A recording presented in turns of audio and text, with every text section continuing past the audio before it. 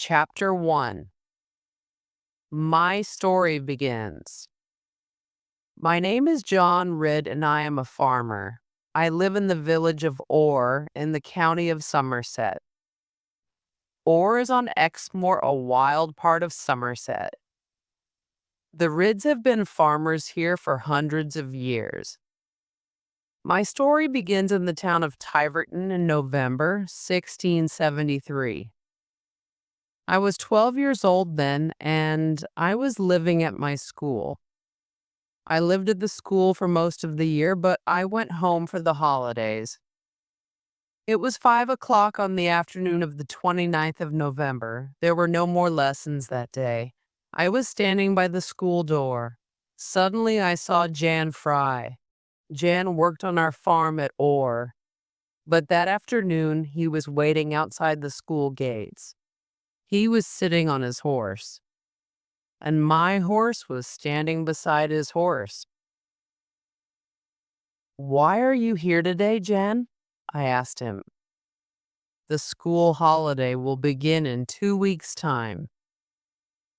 "Yes, I know that, Master John," he said quietly. "But you must come home tomorrow. I will stay here tonight. We will start our journey in the morning." "But why have you come for me, John?" I asked him. "My father always takes me home from school at the beginning of the holiday. Why isn't father here?" Jan did not look at me. He's very busy today," he replied. But I did not believe him.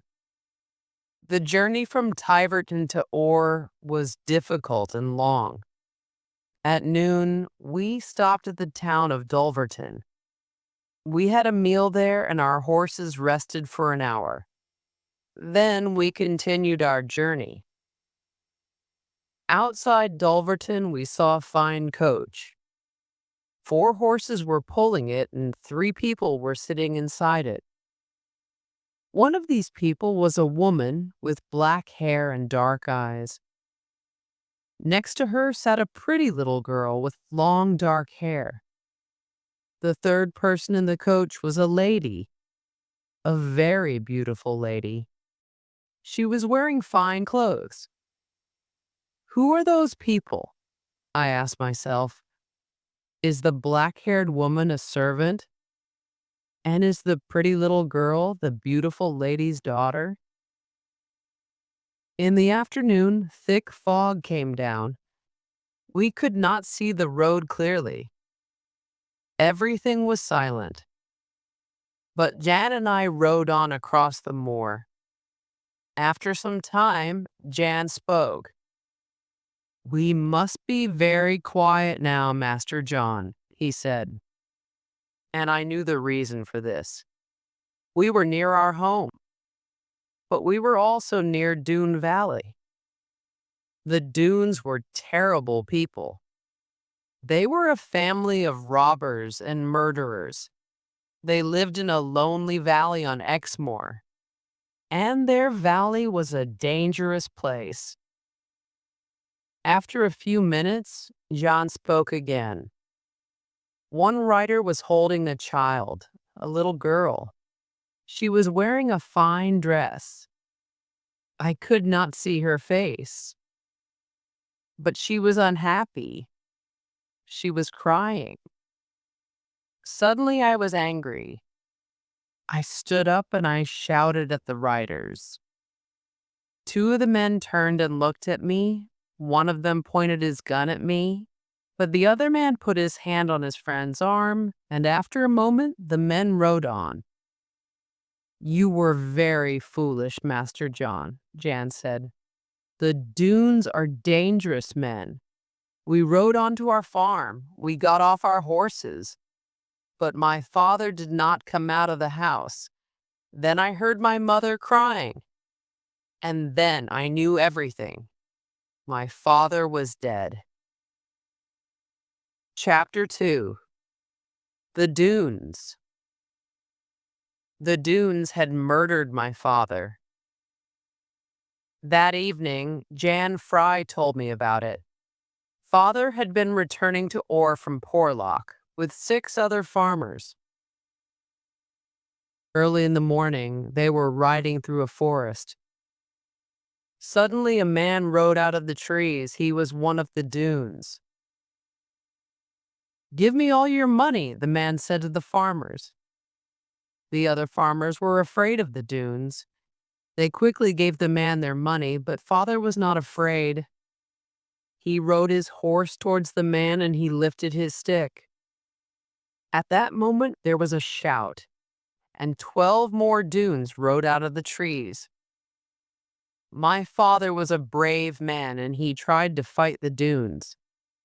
But one of them, Carver Dune, had a gun. He shot my father and killed him. After my father's funeral, my mother went to Dune Valley. There was a high wall at the end of the valley, and there was a gate in the wall, the Dune Gate. 2 men always guarded the gate. My mother spoke to the guards. "Take me to Sir Ensor Dune," she said. One of the guards took my mother to Sir Ensor's house in the valley. Sir Ensor Dune was the head of the Dune family. He was a very old man. "Why have you come here, Mrs. Ridd?" Sir Ensor asked my mother. "One of your men killed my husband," my mother replied. "Do you know about this?" "My men are sometimes wild," Sir Ensor said. "But they don't kill people." "I don't believe your story." The old man went to the door of the house and he shouted to someone. After a minute, another person came in. He was a gray-haired man with a long beard. "Listen to this woman's story," Sir Ensor said. Mother told the story again. "That story is not true," said the gray-haired man. "4 of our young men went to Porlock that day, only 4. Some farmers attacked them in the forest. One of the farmers, a big, strong man, knocked 3 of our men to the ground. He was going to kill them. Then Carver used his gun. He had to kill the farmer." Sir Ensor Dune believed the man's story. My mother returned home sadly. After my father's death, I did not go back to school. I lived on the farm with my mother and my sister, Annie. But I took my father's gun and I used it every day. After a few weeks, I could shoot well. Everybody was frightened of the Dunes. Carver Dune had killed my father, but nobody had punished him. "One day I will kill him," I said to myself. Many years later, I heard more about the Dunes. Sir Ensor Dune had come to Exmoor from Scotland in 1640. Before that, Sir Ensor and his cousin, Lord Dougal, had owned a lot of land in Scotland. But the 2 men were not friends. They argued about the land. They went to the law courts in London. There was a trial, and Sir Ensor lost all his land. After the trial, Sir Ensor and his family came to Exmoor.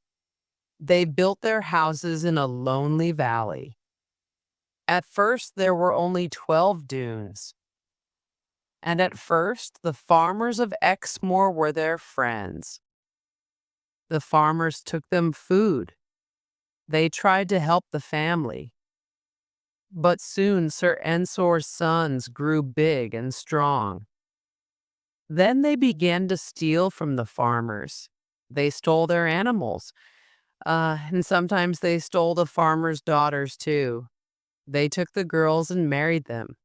Soon, everybody on Exmoor hated the Dunes. Chapter 3, Lorna. In February 1676, I was 14 years old. And one sunny February afternoon, I went fishing. The Lynn River passed near our farm, and 2 miles from the farm, Bagworthy Water and the Lynn River joined together. That was a good place for fishing.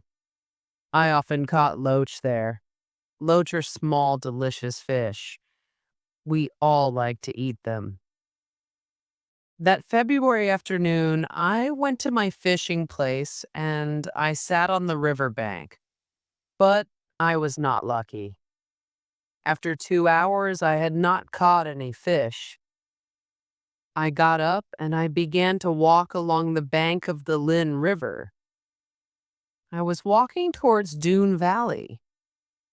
After a mile, the banks of the river were very steep. Then I had to walk in the water. The water was very cold under the dark trees. But soon I caught a few loach. After that, I walked on again along the river. After another mile, I came to a large pool in the river. On one side of the pool, there was a high rock. A stream of clear water fell from the top of the rock down into the pool, and suddenly, I wanted to climb to the top of that rock. I started climbing. The rock was steep and wet. Once I fell back into the deep pool, I had to start climbing again. At last, I got to the top of the rock and I was in a beautiful green valley. But I had injured my foot and I was very tired. I lay on the grass and I shut my eyes. When I opened my eyes again, I saw a young girl beside me. She was about 8 years old. "What's your name?" she asked. "How did you get into the valley?" She had a sweet voice and beautiful dark eyes and dark hair. "My name is John Ridd," I replied. "I've been fishing in the river." "Oh, you've injured your foot," the girl said. "It's bleeding. I'll tie some cloth round it." "It's all right," I said. "Please don't worry about my foot, but please tell me your name." "My name is Lorna Doone," she replied. "Didn't you know that?" Suddenly, the girl's voice was unhappy. Then she began to cry. I wanted to kiss her. After a moment, I did kiss her. The beautiful little girl stopped crying. "The Doones must not find you here," she said. "You must go. One of the men will see you, then they'll kill both of us."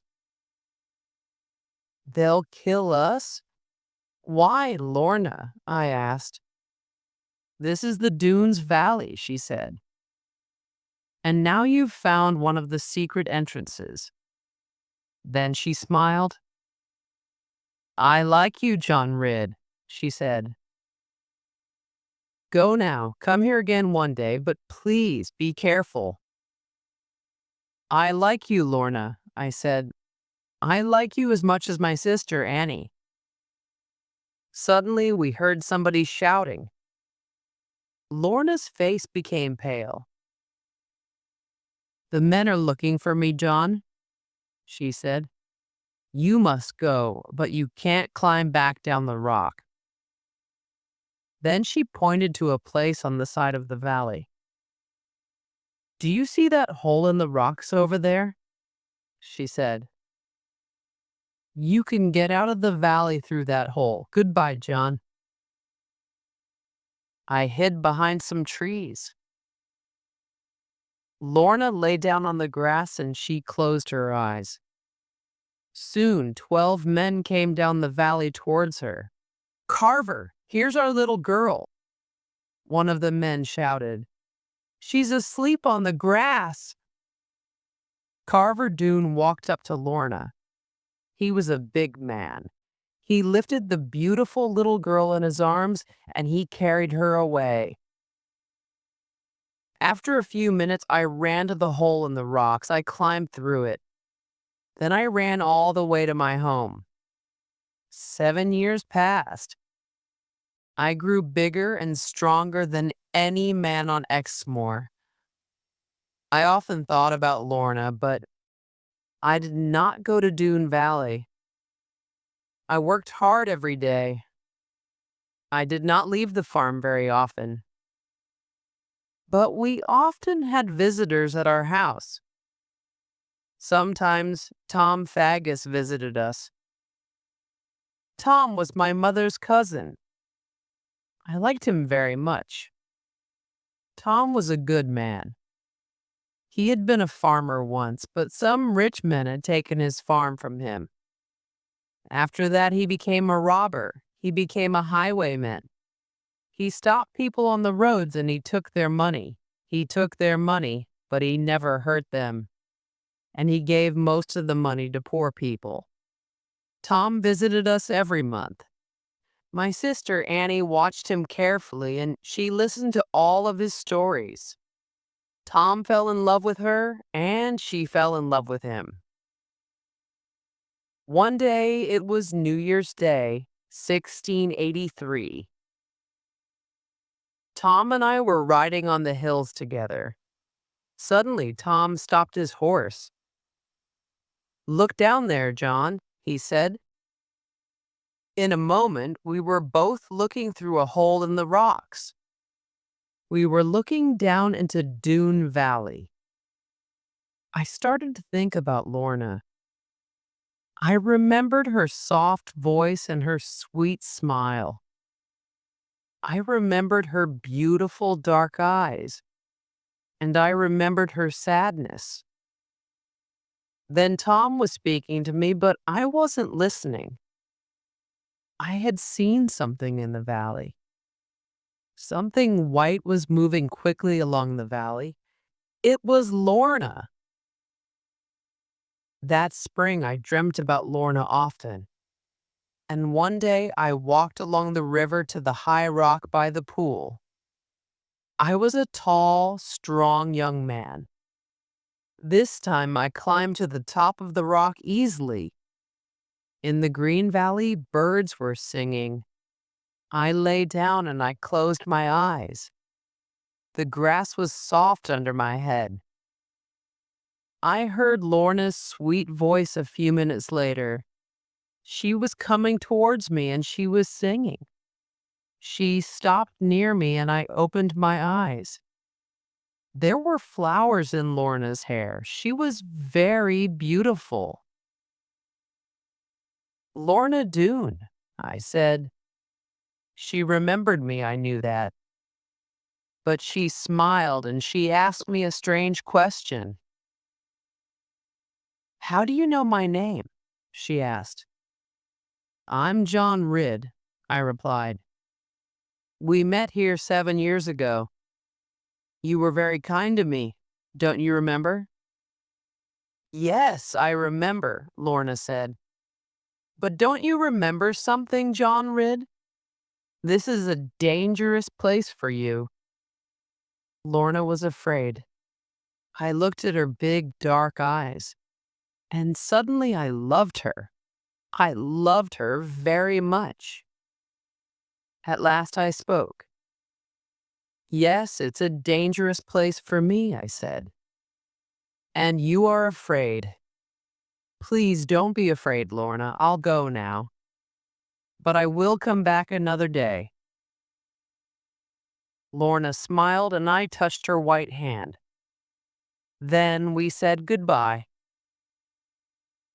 Chapter 4: The Sign. 2 weeks later, I saw Lorna again. I went into the valley and she took me to a secret cave near the pool.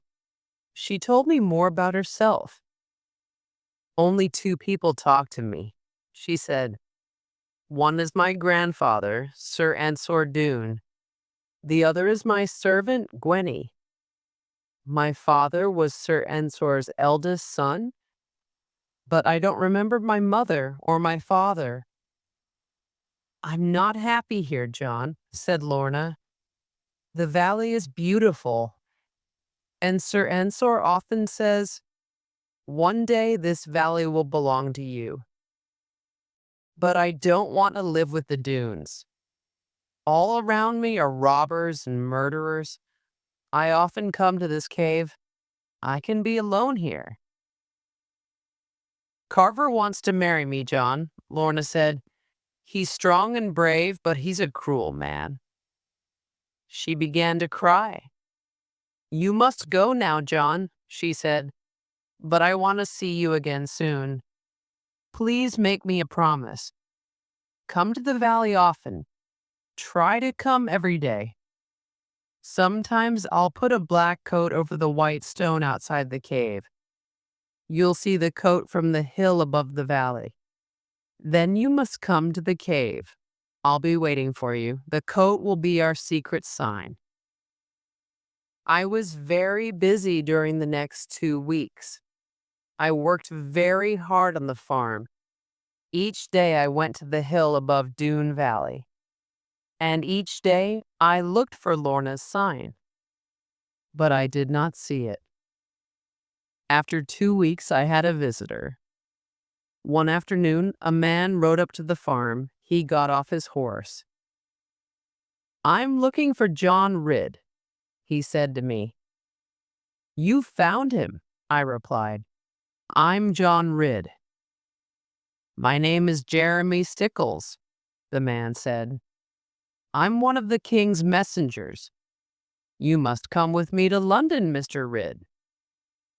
The messenger gave me a letter. I opened it and I read it quickly. The letter was an order from one of the king's judges. I had to go to London.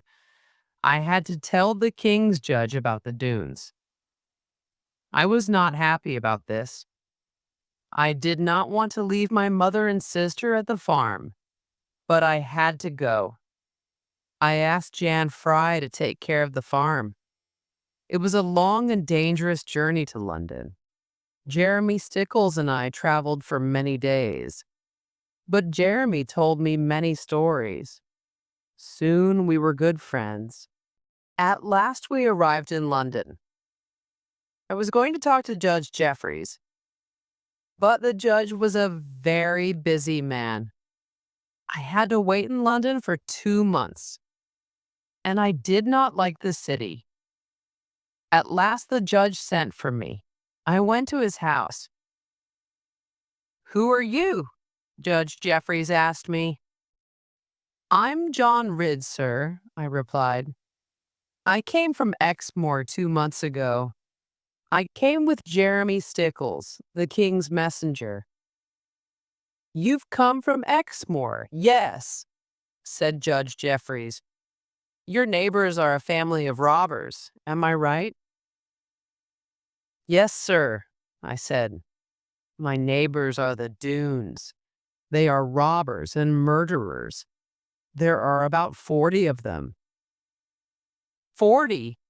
Why aren't these dunes in prison?" asked Judge Jeffreys. "Is the judge in Tiverton also a dune?" I was surprised by this question and I did not reply. "No," said Judge Jeffreys. "The judge in Tiverton is not a dune. I can see the answer in your face. Now, John Ridd, tell me another thing. Do you know any highwaymen? Do you know Tom Faggus?" "Yes, sir," I replied. "Tom is my cousin." The judge smiled. "Faggus is a good man," he said. "He has made mistakes, but he loves King Charles." "John Ridd, do you and your friends love the king?" "We don't know much about him, sir," I said, "but we want him to be a good king." "Have you heard about any enemies of the king in Somerset, John?" asked Judge Jeffreys. "No, sir," I replied. Again I was surprised. "I like you, John Ridd," said the judge. "You are an honest man. Stay away from the king's enemies and stay away from the dunes. I'll send someone to Exmoor soon. He will tell me about the king's enemies there, and he will find out more about the dunes. Then we will put them in prison. Now go home, John." A week later, I was at home again. My mother and my sister were happy. I was happy too. But soon I wanted to see Lorna. I went to the hill above Dune Valley. I looked at the white rock, and there was Lorna's black coat. She had left me a sign. But when had she left it there? I went to the cave. Lorna heard me coming. She was waiting by the entrance. "I saw your sign," I said. "Are you in danger?" "Yes," she said. "I have put the coat there every day for 2 months. You did not come, John." "I'm sorry, Lorna," I said. "I've been in London." "Come into the cave, John," Lorna said. "People are watching me every day now. We must not stand here." We went into the cave. I had to ask Lorna a question. "Do you love me, Lorna?" I asked her. "I like you very much, John," she replied. "But the Dunes want me to marry Carver. Sir Ensor wants me to marry Carver." Grandfather saw one of the other men looking at me, and he was angry. "You must marry Carver," he said to me. "I have chosen him for you, but you are young. He must wait." But Carver doesn't want to wait, and now he watches me all the time. And one day Grandfather will die. Nobody will help me then. "Does anybody help you now?" I asked. "Gwenny, my servant, helps me," Lorna replied. "She knows about you, John. I told her about you. She knows about our meetings." After that, I told Lorna about my journey to London. I told her about Judge Jeffreys and his plans. "I won't leave you again, Lorna," I said. Then I gave her a little present. I'd bought it for her in London. It was a ring with a blue stone. Lorna cried for a minute, but I put the ring on her finger and she stopped crying. She smiled and she kissed me. Then she took the ring off her finger. "I can't wear this now, John," she said, "but one day I will wear it for you. Please take care of it for me. And now go home, John. Stay away from this place. I will send a message to you soon." Chapter 5. The Message. 2 months passed. It was autumn. I thought about Lorna every day, but she did not send me any messages. One morning, I went to our secret meeting place in the valley. I waited there all day. In the afternoon, I saw a big man walking in the valley. He was wearing a wide hat and heavy boots. He was carrying a gun. He came nearer, and I saw his cruel face. It was Carver Doone. Was he looking for me? I waited till evening, but Lorna did not come. I went back to the valley every evening for the next 2 weeks. Then one evening, Gwenny brought me a message from Lorna. "Joan, I cannot meet you in the evenings, but I will meet tomorrow morning. Come to the cave at 10 o'clock. Lorna." I went to our meeting place the next morning, and Lorna was waiting for me. "Oh, John," she said, "I am a prisoner in the house now. Carver watches me all the time." "Lorna, do you love me?" I asked. "I love you, Lorna, and I want to marry you." "I do love you, John," Lorna said. but we can never get married. We met in the cave the next morning and the next. But after that, Lorna did not come to our secret place. What had happened to her? I did not know, but I was very worried about her. One day I made a plan. I will go to her house tonight, I thought. I will go into the valley through the dune gate. The dune gate was at the end of the valley. It was not one of the secret entrances to the valley. Sometimes people from Exmoor had to visit one of the dune's houses. They went into the valley through the dune gate. But it was a dangerous place. There were always 2 guards with guns outside the gate. That night, I was lucky. I went to the gate after dark. The 2 guards were drinking brandy and they were arguing. And soon, they began to fight. I did not have to speak to them. I moved quickly past them in the darkness and they did not see me. I found Sir Ensor's house. Lorna lived there. I knew that. But which was the window of her room? I did not know. I was afraid, and I did not call her name. I waited in the dark near the house. After an hour, Lorna suddenly opened a window. She put her head out of the window and she looked sadly at the moon. Was she thinking of me? I called to her quietly and she looked down at me. "John," she said, "are you mad?" "I wanted to see you," I said. "Why are you a prisoner here, Lorna?" "My grandfather's very ill," she replied. "He will die very soon. I can't leave the house. Gwenny can't leave the house. The men watch us. My grandfather will die. Then I will have to marry Carver.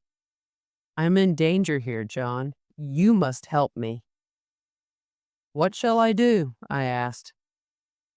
"There is a very tall tree behind you," Lorna said. "Do you see it? You will be able to see it from the hill outside the valley. Look at it every day. There are some birds' nests in it. There are 7 of them. One day Gwenny will climb the tree and take away one of the nests. Then you must come immediately. I will be in very great danger." The next morning I told my mother about Lorna. "Yes, my son," she said. "One day soon, Sir Ensor will die. Lorna will be in great danger. But she must not marry Carver Doone.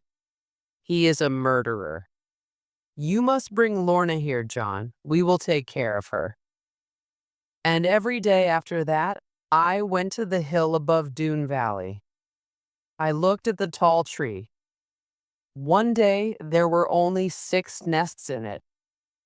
I went home and I waited until the evening. Then I went up onto the hill again. Suddenly, I saw somebody coming towards me. It was Lorna's servant, Gwenny. "Sir Ensor Doone is dying, Mr. Ridd," she said. "He wants to talk to you." Chapter 6. Snow on the Moor. I followed Gwenny down the hill and through Doone Valley. We arrived at Sir Ensor Doone's house. Lorna was waiting for me. I put my arms around her. Then she took me into a large room and she left me there. A very old man with white hair and black eyes was sitting in a big chair. He looked at me carefully. "Are you John Ridd?" he asked. "Yes, sir," I replied. "Are you feeling better, sir?" "John Ridd, why do you meet Lorna?" the old man asked. "I love her, sir," I replied. "I'm a farmer, and Lorna comes from a rich family. I know that. But the Ridds have been honest men for hundreds of years, and the Dunes have been robbers and murderers for 40 years. I had spoken foolishly. Sir Ensor will be angry with me now, I thought. But my words were true, and the old man was not angry. He spoke quietly and sadly. "You must make me a promise, John Ridd," he said. "You must never meet Lorna again, and you must never speak to her again. Now bring her here to me." I found Lorna and I took her back to Sir Ensor. The old man saw my arm around her shoulders. He saw her hand in my hand. "You young fools," he said. "We'll be happy fools together, sir," I said. Lorna kissed me. Then she said, "I love him, grandfather." "Then be fools together," the old man said. "I cannot help you." His voice was very tired. I said goodbye to Lorna and I left the house. A few weeks later, Sir Ensor Doone died. A lot of snow fell on Exmoor that winter. The snow was very deep and everything on the moor was white. I worried about Lorna. Was she warm and dry? Did she have enough food? I wanted to go to her. The Dunes will not travel in this weather, I thought. I will go to the valley today. Nobody will see me. I will be safe. That evening, I took our sledge and I pulled it over the frozen ground. I pulled it down into Dune Valley. I went through the hole in the rocks. It was a difficult journey in the snow, but at last I was standing in front of Lorna's house. I knocked on the door and Gwenny opened it. Inside the house, Lorna was lying in a chair. Her face was pale and she was very weak. "John, you've come to see me," she said quietly. "I'm in trouble, John. Grandfather died and Carver wanted to marry me immediately. I said no. Now the men won't give us any food. We're prisoners here. You must both come home with me," I said. "You must come now. Mother Annie and I will take care of you both." I lifted Lorna in my arms, and Gwenny followed us outside to the sledge. Lorna lay on the sledge, and soon we began our journey through the night. I pulled the sledge, and Gwenny walked beside me. After 2 hours, we arrived at my farm. My mother and sister met us near the house, and we carried Lorna inside. We gave her and Gwenny some good, hot food. My mother looked at Lorna. "Sweet child," she said, "you are welcome here." Lorna smiled. "Thank you," she said. "You have saved my life." More snow fell during the next few days.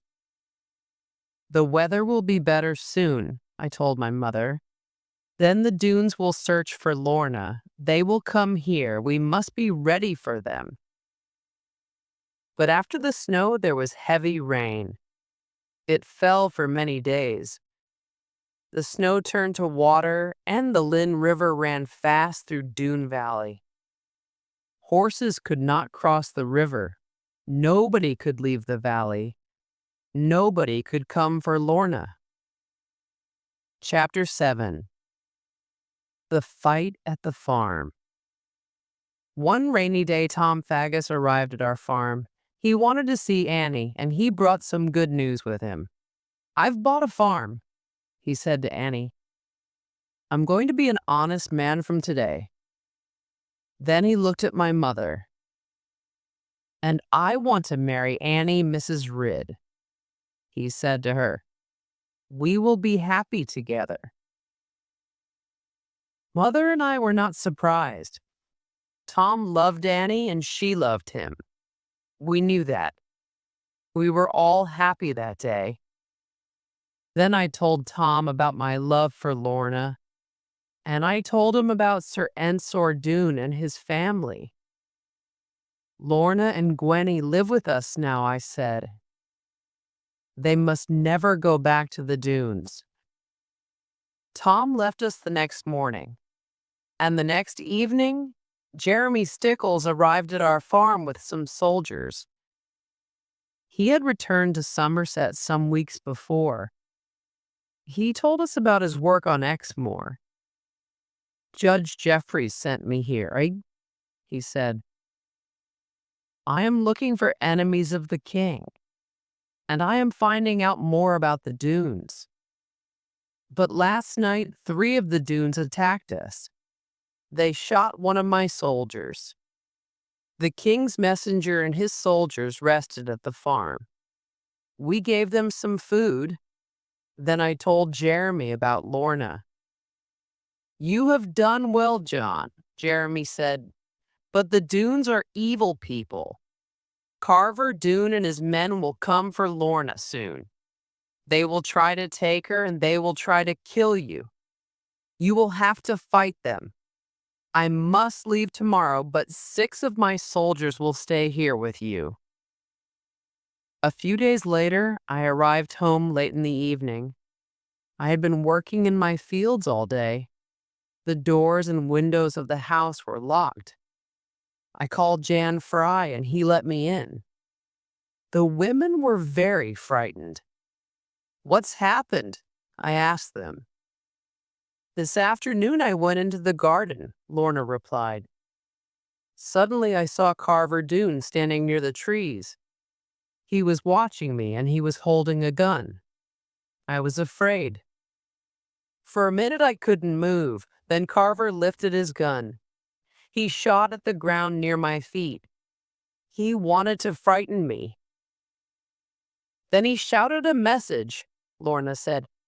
He shouted, "You must come back to us tomorrow. We are going to kill John Ridd. You must help us." I ran back to the house and we locked the door and the windows. Carver was not going to wait until the next day. I knew that. The dunes were going to come that night. I had a plan. I told the soldiers about it. Then I spoke to the women. Mother, Annie, and Lorna must stay in the house with the soldiers, and I said, Gwenny, come with me. Gwenny and I went into the garden. I hid behind a wall in the garden, and Gwenny climbed a tree near the river.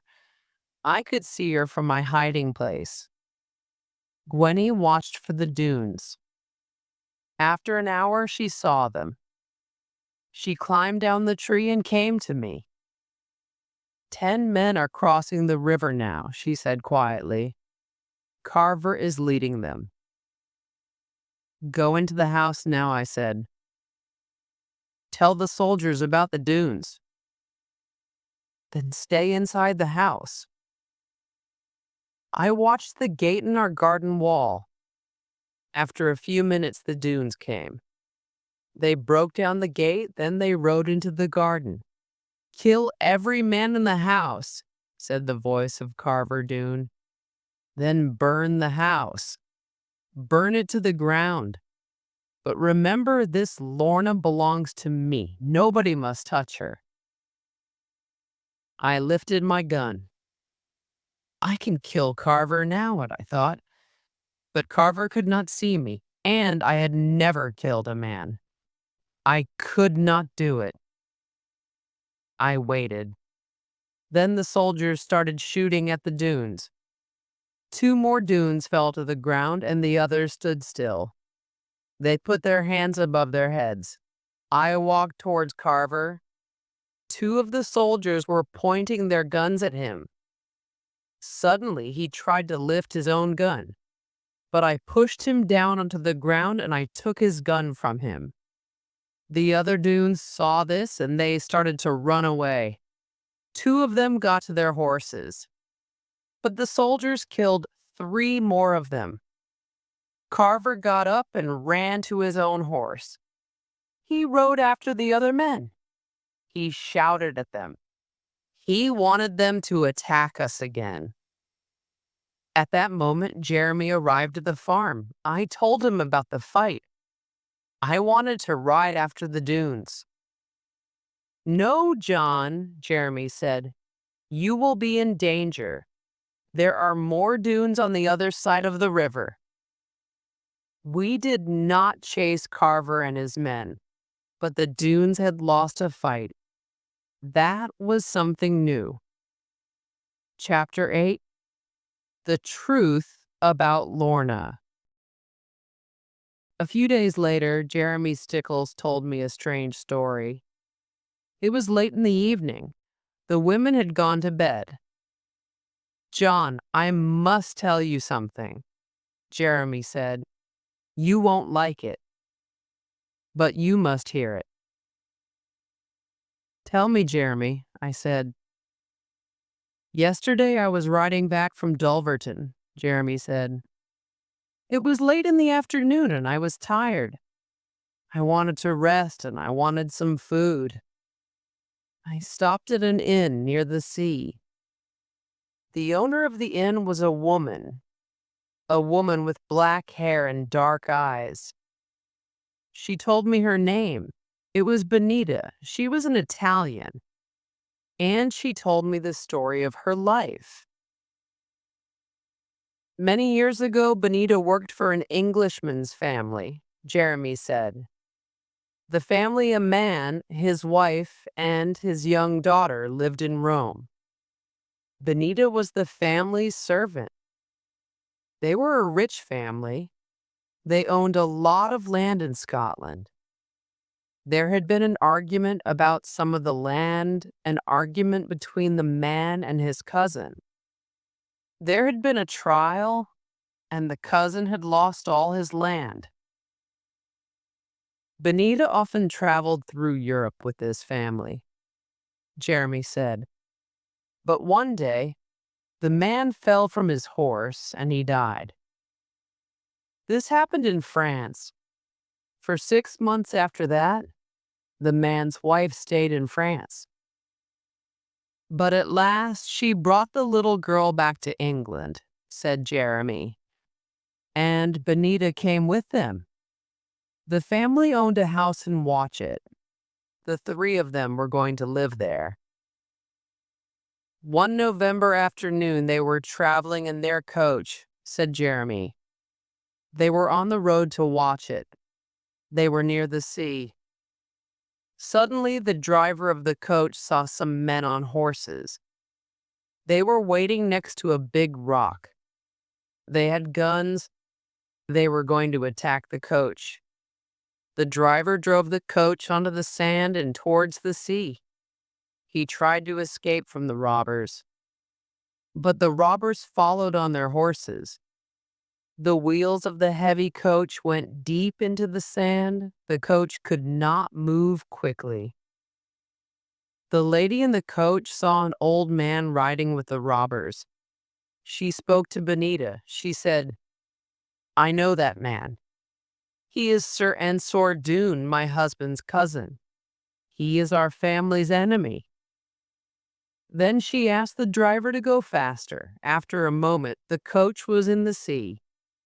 But the waves of the sea turned the coach onto its side. And then something hit Benita's head. Later, Benita opened her eyes, Jeremy said. She was very cold. She was lying on the sand and the rich lady was sitting on a rock nearby. The dunes had gone, and the little girl had gone too. Benita and the coach driver took the lady to her house in Watchet, said Jeremy. But she soon died. What happened to the little girl? I asked. And why did Benita stay in some rest? The dunes took everything from the coach, Jeremy answered. Benita had no money. She could not go back to Italy. She stayed here and she married a man from Tiverton. What happened to the little girl? I asked again. Can't you guess that, John? Jeremy said. The little girl was Lorna. Then I remembered the day after my father's death, November 29th, 1673. Jan Fry had taken me home from school that day. We had seen a coach near Dulverton. I remembered the people in the fine coach, the lady, her servant, and the pretty little girl. And I remembered another thing.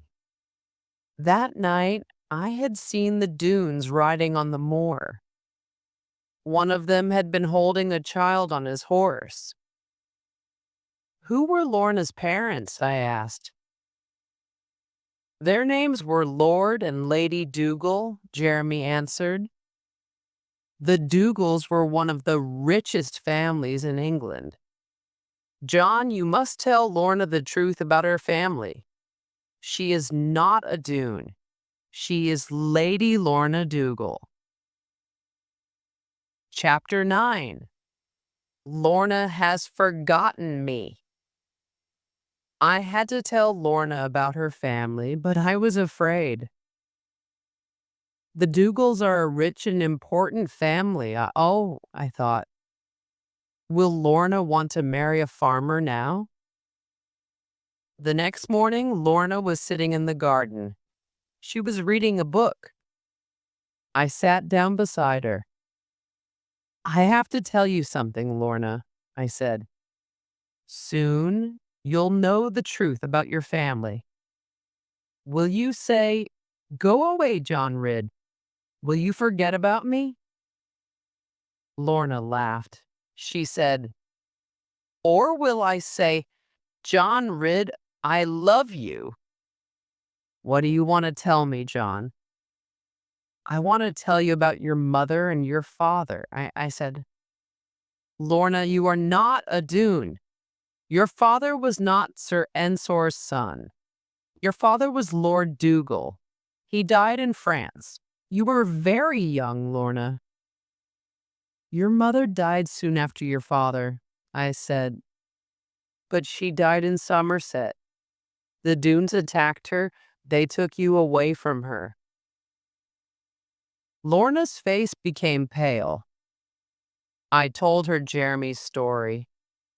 For a few minutes, she cried for her dead parents. Then she put her arms around me and she kissed me. My dear John, she said, I don't remember my parents. I have you, and I want only you. I love you. I looked at Lorna's clear, bright eyes. I wanted to believe her, but I was afraid. I was afraid. But at last I understood Carver Dune's plan. The Dunes were the enemies of Lorna's family. They had taken Lorna from her mother. They knew about her parents, but they had not told her about them. Yes, Carver wanted to marry Lorna, but he did not love her. He wanted her land and her money. He wanted the Dunes to have the Dougals' land again. Soon after that day, Tom Faggus and my sister Annie got married.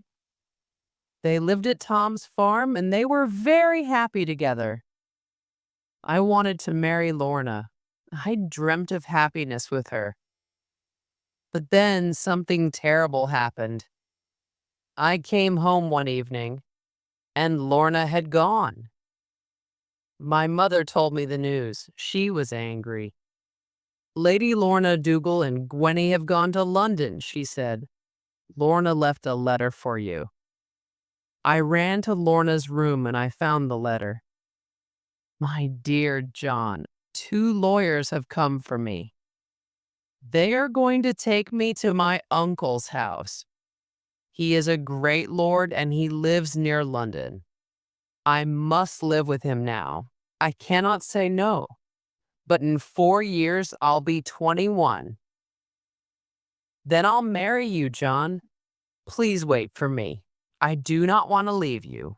I told the lawyers that. I do not want any of my family's money or land, I said. But the lawyers laughed at me. They called me a foolish child.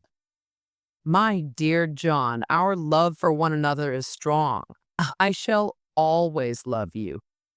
One day we will be together again. From your own Lorna Dougal. I read those words, and I wanted to believe them, but I was very unhappy.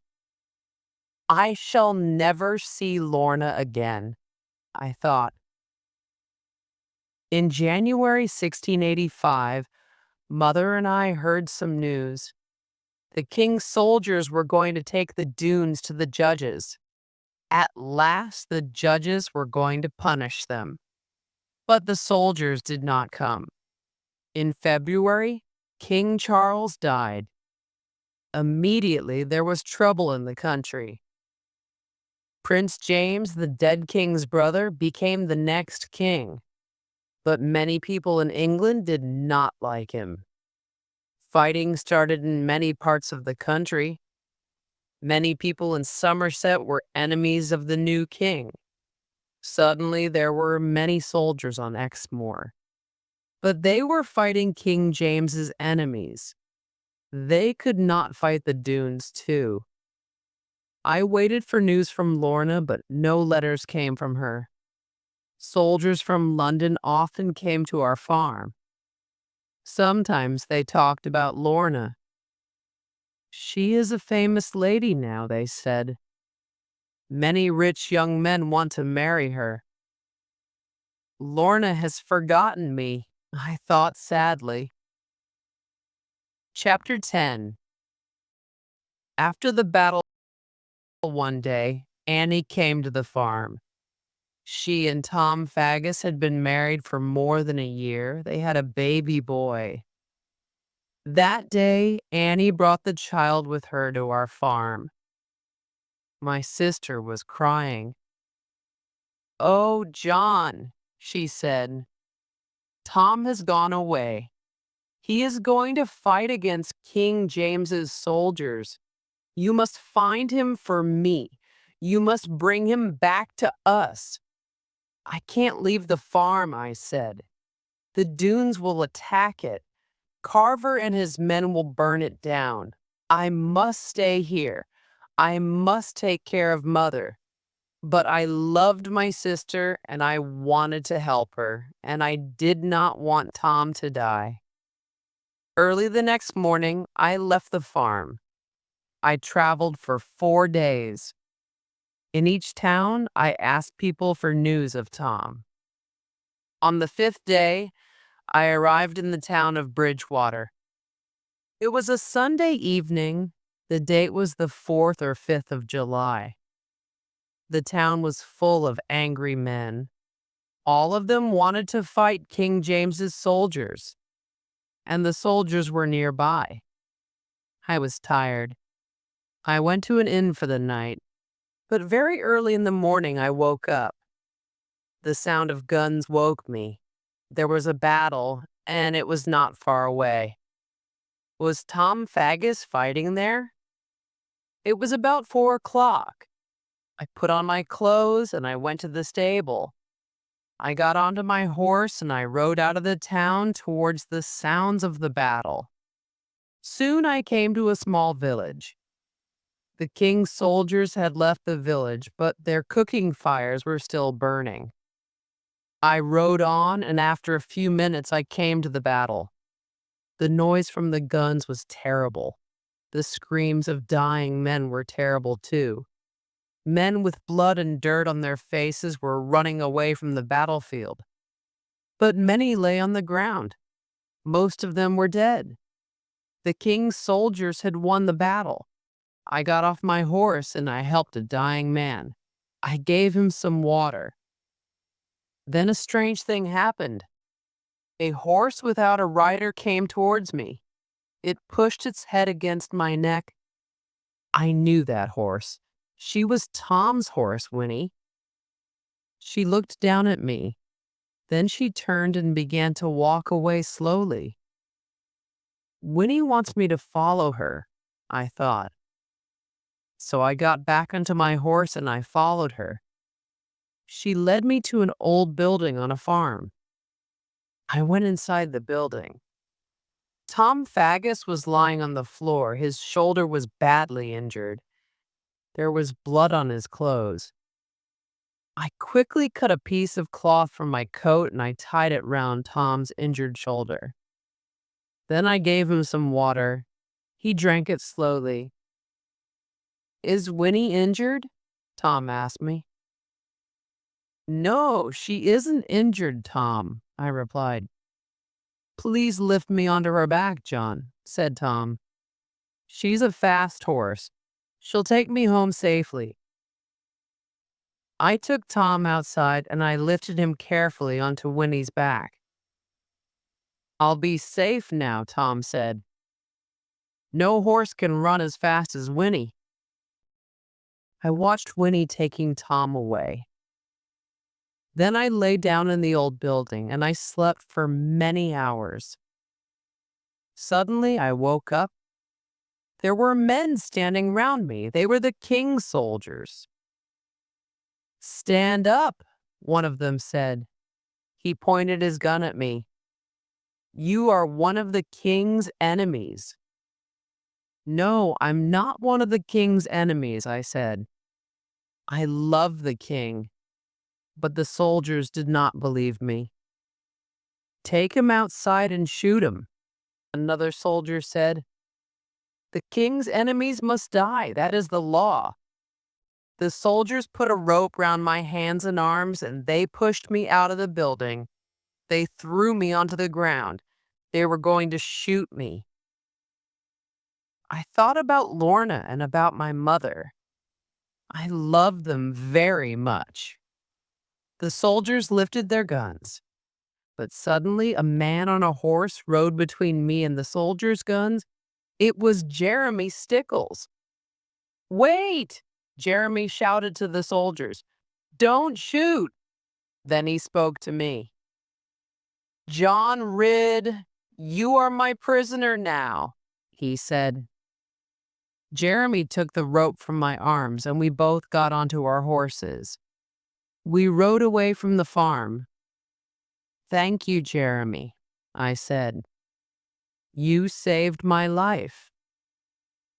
"The Dunes attacked my soldiers at your farm," said Jeremy. "You helped my men that day, and now I've helped you. But you are in danger, John. The soldiers will tell the judges about you. You must go to Judge Jeffreys in London. You must tell him your story." Chapter 11. At Lord Brandier's house. I was in London for 2 months. During that time, I met Judge Jeffreys again. The judge remembered me. He listened to my story and he believed me. And after 5 weeks, I saw Lorna. Lorna was living at the home of her uncle, Lord Brandier. Lord Brandier was the brother of Lorna's dead mother. He was an old man and he was a friend of King James. He lived in a large house in Kensington near London with many servants. I wanted to see Lorna very much. Does she remember me? I asked myself. Does she still love me? Many people talked about the beautiful Lady Lorna Dougal. I learnt many things about her. Many rich and important young men wanted to marry her, and Queen Mary liked her very much.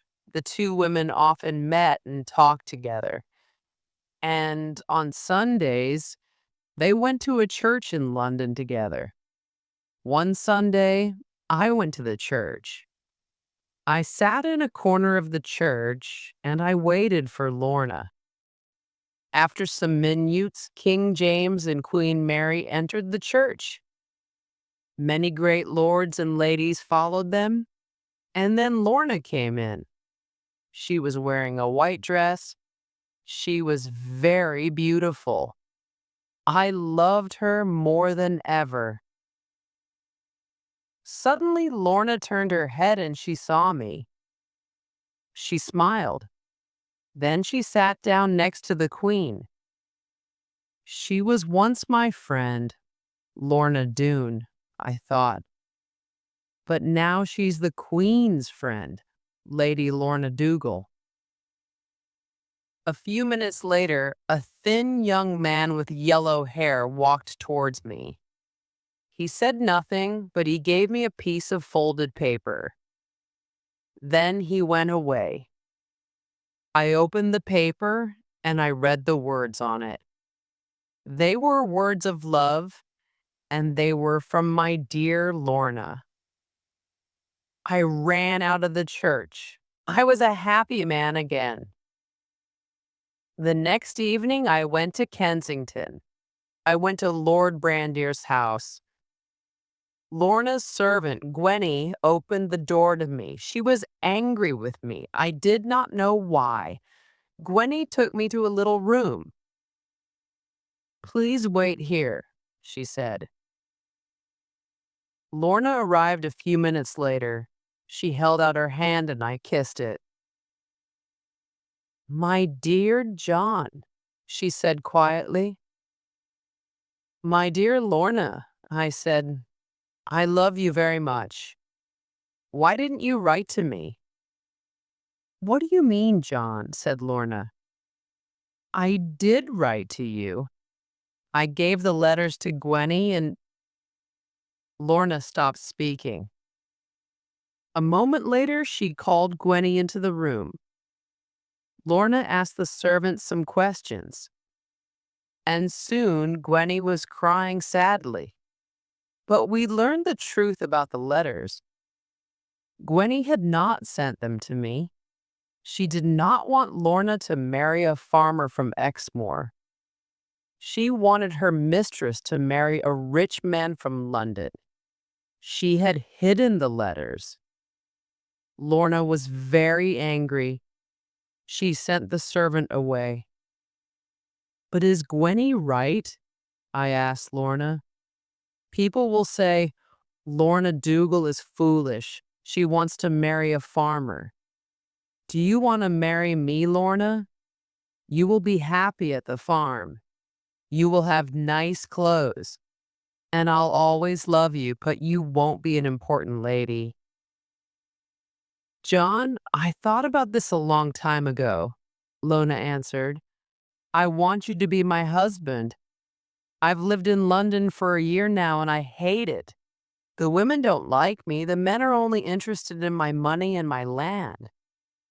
One day I will be 21, John, and then I'll marry you. I'll marry you and we'll live on the farm at Oare. Please visit me often until then." Late one evening in September, I was leaving Lord Brandier's house. I saw 3 men standing near some trees. They were looking at the house. One of them was carrying some rope. Why are they here? I asked myself. What are their plans? Are they robbers? I watched the men until midnight. At midnight, the street was very dark and no lamps were burning in Lord Brandier's house. Suddenly, I heard somebody calling softly to the 3 men. Then they walked quietly up to the house. Somebody inside the house opened a window near the street. The 3 men entered the house through the window. I moved quickly and I followed them into the house. Inside the house, I saw a servant girl. She was carrying a lamp and she was leading the 3 men up the stairs. I waited for a moment, then I went upstairs too. The 3 men were standing outside Lord Brandier's bedroom. They did not see me. One of the men tried to open the bedroom door, but it was locked. The man quickly broke the lock. He made some noise and the servant girl ran away. Then the 3 men went into Lord Brandier's bedroom. After a moment, I followed them to the door and I stood outside it. I looked into the bedroom. Lord Brandier was sitting up in his bed. One of the robbers had a gun. He was pointing it at Lord Brandir. The other two men were trying to open a large metal box. An hour later, 4 soldiers came to the house. They took the robbers away. Soon, the soldiers found out about the 3 men. They were enemies of Lord Brandir, and they were enemies of King James. The next morning, Lord Brandir told the king my story, and that afternoon the king sent for me. I went to his palace, and a servant took me to a beautiful room. The king and queen were there. They smiled at me. "You are the great John Ridd," said Queen Mary. "Lady Lorna Dougal has told me about you." "John Ridd," said the king, "I thank you. You've done a great thing for me and for your country. And you've done a great thing for my friend, Lord Brandir." Then King James lifted a sword, and he touched my shoulder with it. "From this moment, your name will be Sir John Ridd," he said. Chapter 12. We attack the dunes. I left London after 2 months. I did not want to leave Lorna there, but I was worried about the farm. I wanted to go home. I wanted to see my mother and Jan Fry, and I wanted to see Annie, Tom, and their son. In December, I was at home on the farm. My family was happy, and I was happy too. And I wrote to Lorna very often. But that winter, there was more trouble on Exmoor. The dunes were making the trouble. Christopher Badcock was one of our neighbors. He was a farmer, and he was a good man. One day in February, something terrible happened to his family. Carver and some of the other dunes went to the Badcock's house. Christopher was not there. He was working in his fields. But Christopher's wife was in the house with her young baby. Carver Doone pulled the baby from her arms and he threw it onto the hard floor. The baby died immediately. Then the Doones took all the food and the money from the house, and they took Christopher's wife away with them. The men from the farms and villages on the moor were very angry. Some of them came to my farm. "We must stop this robbing and killing," they said. "We are going to attack the dunes. We want you to lead us, John." Tom Faggus joined us. He had a plan. "The dunes like gold," and he said. "They like it very much. We'll tell them a story about some gold. We'll say, 'There's a lot of gold in the mine at Wizard's Cave. 4 men are going to take it across Exmoor on Friday night. The dunes will want that gold. Some of them will go to the mine late on Friday afternoon. And some of our men will be waiting for them. Then I and some of the other farmers will attack the dune gate," said Tom. "There won't be many dunes in the houses in the valley. Most of them will be at the mine. But some of the men in the houses will run to the dune gate. They will try to help the guards there. At the same time, John and the rest of our men will attack the houses in the valley." "You must attack the valley from the high rock, John," Tom said. "You know that place. The water falls into the pool there. You first met Lorna there. Your men must burn all the dunes' houses. The dunes must leave Exmoor forever, alive or dead." It was a good plan. We started to tell people about the gold, and soon the dunes had heard about it. On Friday night, Jan Fry took his gun and he went to the hill above Dune Valley. He was listening for the sound of the fighting at Dune Gate. Soon he heard it. Then he fired his gun. I was with some of our neighbors at the bottom of the high rock. We heard Jan's gun and we started to climb the rock. We moved quickly forward into the valley. We ran between the trees and the dunes did not see us coming. The men in the houses tried to fight us, but we quickly killed them. Then we took all the women and children outside and we burnt the houses. Soon the valley was full of smoke and fire. Some of the dunes were fighting our men at the dune gate. They saw the flames and they ran back towards their houses. My men began shooting at them. There was a long and terrible fight, but we killed them all. Later, I heard the story of the battle at Wizard's Cave. Carver Doone was there with some of his men. Our men killed all the others, but Carver hid in the mine. Then he rode away on his horse. In the 3 battles of that night, the Doones killed 10 of our men, but more than 40 Doones died. In the morning, Carver was the only one of the Doone men alive. Chapter 13. Lorna comes home. In the spring, Lorna returned to Exmoor. She was happy, and I was happy too. And Lorna had some news for us. Lord Brandir had died. Judge Jeffreys was taking care of her, and the judge had made a decision. Lorna must marry Sir John Ridd, the judge had said. They will be married immediately. The happy day came. I was going to marry Lorna at Oare Church. She came into the church in a beautiful white dress. I had always loved Lorna, and on that day I loved her more than my life. I looked into Lorna's dark eyes. She smiled at me. We made our marriage promises, and at last Lorna was my wife. She was not Lorna Doone, and she was not Lady Lorna Dougal. She was Lady Lorna Ridd. I took her in my arms and I kissed her. But at that moment, somebody fired a gun. Lorna fell down at my feet and her red blood ran across the floor. She tried to speak. Then she was silent.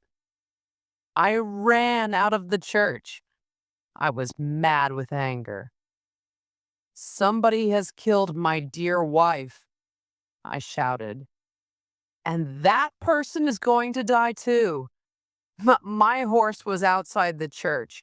I jumped onto it and I rode onto the moor. I was going to find the murderer. Who was he? I knew the truth. I was looking for Carver Doone.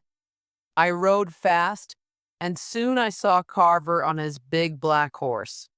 He was riding towards the sea, but his horse was tired. I pulled a heavy branch from a tree and I rode on after him. Soon Carver turned his horse and he rode into a little valley. There's no way out of there, I thought. There's a bog at the end of that valley. I will catch him now.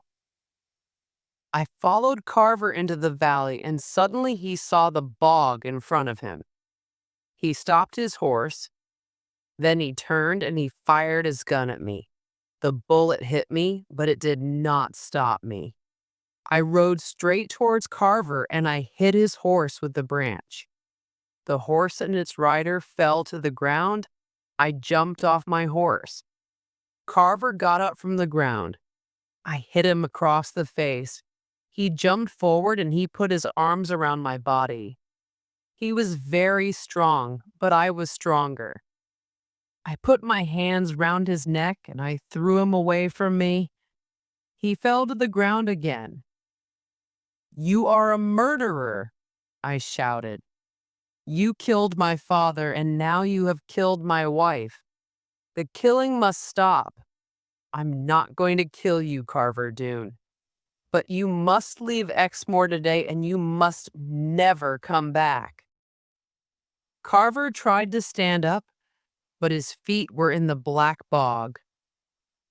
The soft ground began to pull him down. Carver fell onto his back. I could not help him. I could not save him.